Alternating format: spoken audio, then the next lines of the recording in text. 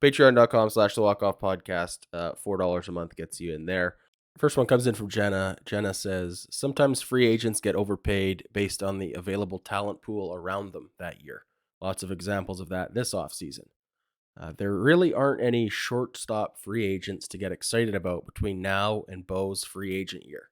So any contender in need of a shortstop is going to be pretty thirsty by the time Bo Bichette services become available. So Ben, please look into your crystal ball. It's 2026. Does Bo's contract start with a 2, a 3, a 4? What's the number?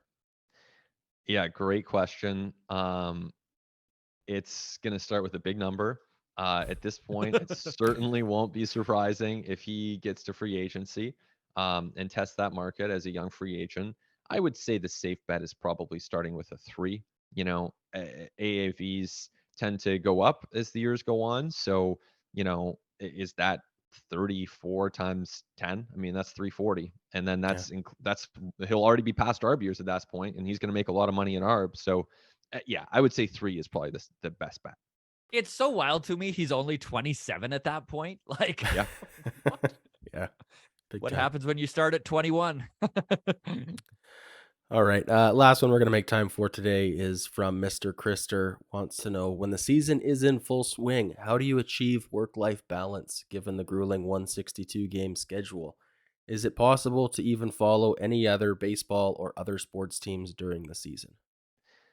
Great question. I am open to tips on that front. If anyone has advice, if anyone's figured that out, please tell me. I definitely have not figured that out. I think, yeah, it's a work in progress. I mean, I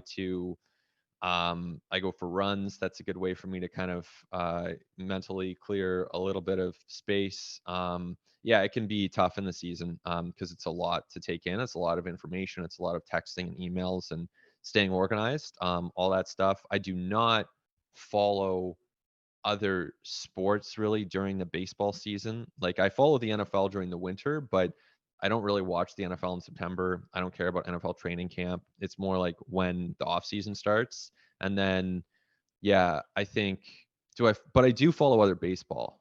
Yeah, I do, because it all connects. So I feel like, Yeah. yeah, I definitely follow other baseball, but I don't care about like NBA playoffs or something.